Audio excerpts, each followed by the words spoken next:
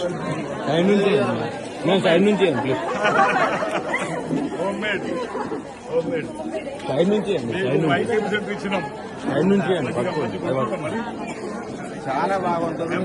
మంచి పేరు మంచి పేరు లేవాలి. ఏం పేద బాగున్నావా? అన్నీ నమస్కారాలు. పేరు పేరున మైదార్తలందరికీ నమస్కారాలు. ఏమో బాగుంటుంది. బాగుంది. అందరూ నమస్కారం. అందరూ నమస్కారం. తన పేరు పేరు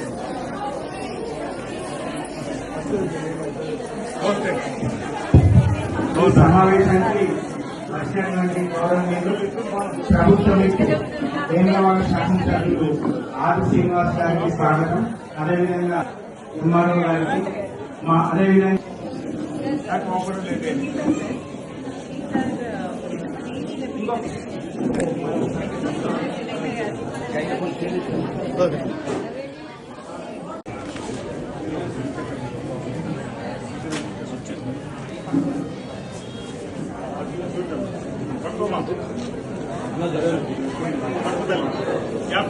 సార్ మీరు జరగండి సార్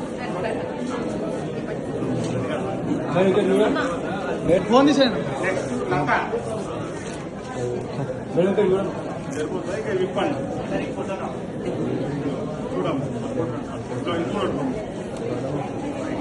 చూడండి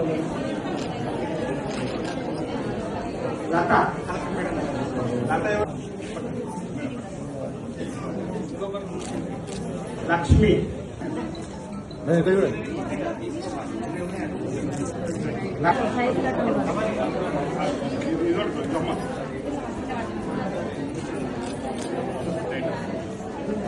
నా హృదయపూర్వకమైన శుభాకాంక్షలు ఈ సందర్భంగా మీకు తెలియజేస్తాను.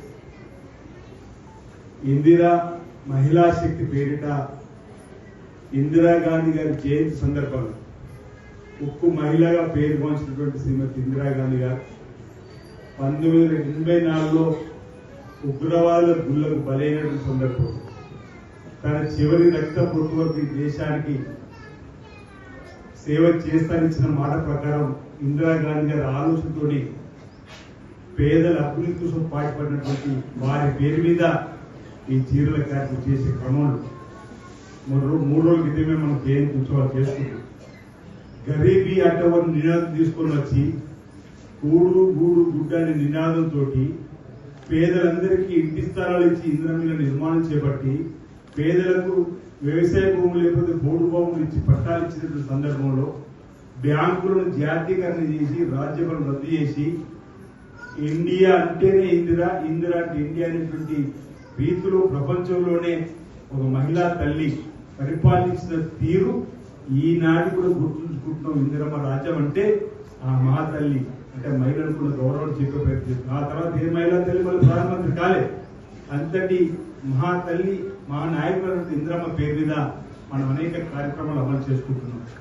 ఇందిరమ్మ రాజ్యం తీసుకొని వస్తాం, మీ ఆశీర్వాదం ఇవ్వమంటే 22 మాసాల క్రితం మీరు ఈ ప్రజా ప్రభుత్వం ప్రజాపాలన కాంగ్రెస్ ప్రభుత్వాన్ని మీరు ఆశ్రయించారు. మీ బిడ్డ ఇక్కడ ఎమ్మెల్యేగా నేను రేవంత్ రెడ్డి గారు ముఖ్యమంత్రి అయిన తర్వాత అనేక కార్యక్రమాలు అమలు చేసుకుంటూ ముందుకు పోతున్నాం.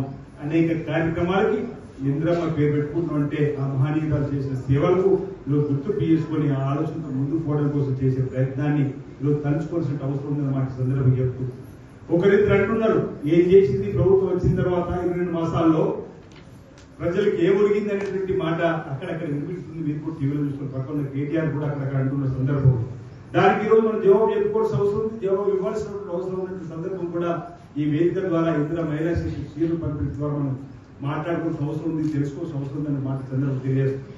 నాకు బాగా గుర్తు 8వ తారీఖు ఆ రోజు ఇక్కడ కరెంటు బిల్లు కడతా ఉంది. 8వ తారీఖు కరెంటు బిల్లు కడుతూ రామాజీ దగ్గర ఎన్నికల ప్రచారం వచ్చిన ఏంటి కన్నా తల్లి అంటే కరెంటు బిల్లు కడుతున్నాం అన్నారు. మీ ఆశీర్వదించి ఇక్కడ ఎమ్మెల్యే ఇందిరమ్మ రాజ్యానికి మీ కరెంటు బిల్లు కట్టు లేదంటే ఓ తల్లి అన్నది ఆ సీనయ్య గట్టిన అంటారు, మా కరెంటు బిల్లు మీరెందుకు కడతారు, ఇది ఎన్నికలప్పుడు దాటి వేసే మాట అన్నారు. లేదు లేదు తప్పనిసరిగా మేము గెలిస్తే ఇందిరమ్మ రాజ్యం వస్తే మీ కరెంటు బిల్లు 200 యూనిట్లు కాల్చుకునే వారికి మీకు కడతామని చెప్పాను. ఈ ఊర్లో 95% కరెంటు బిల్లు కడుతున్నారు. అంటే ప్రభుత్వం పనిచేస్తున్నట్టుగా కాదా 22 నుంచి వెళ్ళి 22 మాసాల క్రితం మీరు వరుసగా 3 నెలలు కరెంటు బిల్ కట్టకపోతే కరెంటు వచ్చి మీ కరెంట్ కట్టి 22 నెలలకు కరెంట్ కట్టకపోతారు అంటే ఈ ప్రభుత్వం పనిచేస్తుందని మీకోసం చెప్పడానికి కోసం నేను విడవలు చెప్తుంది. ఇలాంటి అంశాలు ఈరోజు ప్రతిపక్షాలకు తిరగాల్సిన అవసరం ఉంది. కేటీఆర్ కావచ్చు, హరీష్ ఎవరైనా కావచ్చు. అంటే ఏం చేస్తుంది ప్రభుత్వం చెప్పడానికి కోసం చేసే ప్రయత్నం. ఆడ తల్లులు ఈరోజు ఆర్టీసీ బస్ ఎక్కితే ఉచిత ప్రయాణం అని చెప్పినాం. ఈరోజు ఏ తల్లి బస్ ఎక్కినా ఈరోజు సుదూర ప్రాంతం